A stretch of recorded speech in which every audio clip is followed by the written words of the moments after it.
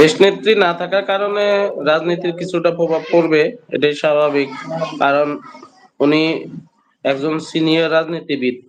ওনার মতো তো মানে অনেকে নেতৃত্ব দিতে পারবেন না। তারপরও যেহেতু দলের সিনিয়র পার্সনরা আছেন, ওনারা সর্বাধিক তারেক রহমানকে সহযোগিতা করবেন ইনশাল্লাহ।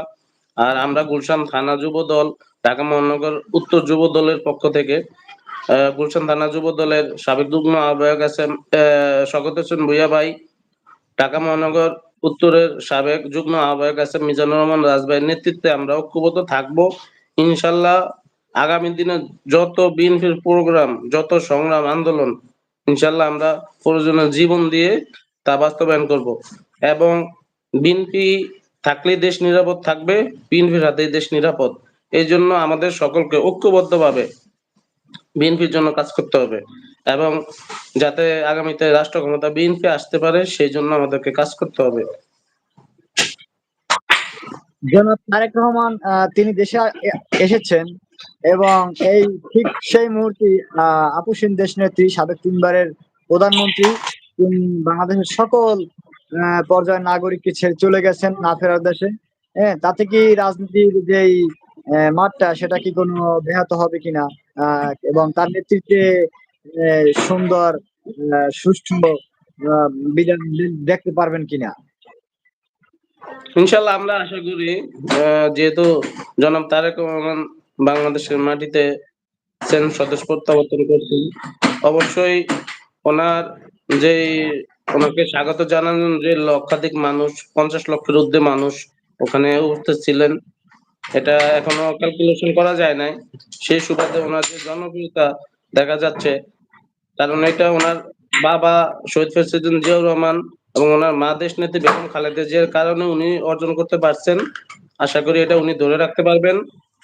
আর ইনশাল্লাহ আশা করি ওনাকে সিনিয়র নেতারা সহযোগিতা করলে, আমরা যারা ছোট লেভেলের কর্মী আছি আমরা তো সহযোগিতা করবো ইনশাল্লাহ। সিনিয়র নেতৃবৃন্দের জন্য জনাব তারেক রহমানকে সহযোগিতা করেন ইনশাল্লাহ। আশা করি উনি ওনার মা এবং বাবার মতো দেশ পরিচালনা করতে পারবেন এবং রাষ্ট্র ক্ষমতা আসতে পারবেন ইনশাল্লাহ। তো শেষ যে প্রশ্নটি করবো সেটি হচ্ছে আবেগঘন মুহূর্তে আপনার অনুভূতি কি আপসীন দেশ নেত্রী বেগম খালেদা জিয়ার চলে যাওয়াতে? অনুভূতি তো ব্যক্ত করার মতো না। গত মাসে আমি আমার প্রিয় বাবাকে হারাইছি। আমার বাবা 48 বছর ধরে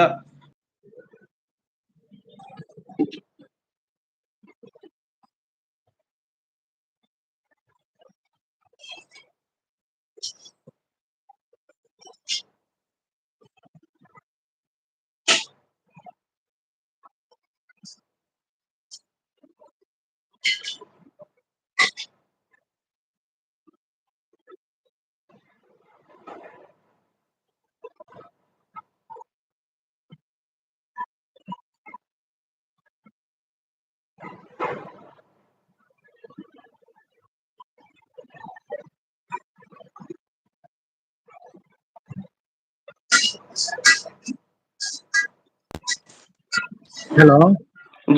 দুঃখিত জনাব তানজিল, হ্যাঁ, ইঞ্জিনিয়ার হ্যাঁ। তানজিল ভাই। আমাদের যদি আবার বলতেন যে আপনি কি দিয়ে শুরু করছিলেন, আর কথা ইতিমধ্যে কেটে গিয়েছে, পুনরায় কথাটি কেটে যদি যায় না, বলতেন। আমার কারেন্ট চলে গেছে, ওয়াইফাই চলে গেছিল, আমি এখন মোবাইলের নেটে কানেক্ট হয়েছি। দুঃখিত মাঝখানে সমস্যা হওয়ার কারণে।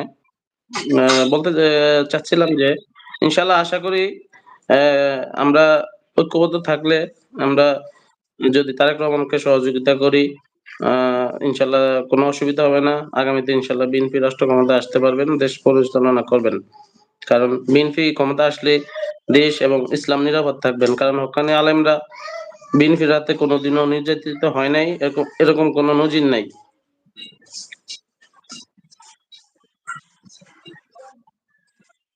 ধন্যবাদ ইব্রাহিম ভাই, আপনার শোক প্রকাশ করার জন্য। আপসীন দেশ নেত্রী বেগম খালেদা জিয়া চলে যাওয়াতে আপনি যে শোক প্রকাশ করছেন, আমরাও আসলে শোকাহত, বিভিন্ন মিডিয়া কর্মী যারা আছি। ও আমি কারেন্ট চলে ধন্যবাদ তাহলে। কারেন্ট চলে যাওয়ার আগে একটা কথা কারেন্ট চলে যাওয়ার আগে একটা কথা বলতে চাচ্ছিলাম, তখন চলে গেছে, আমি বলতে সেই পারি কথা নাই।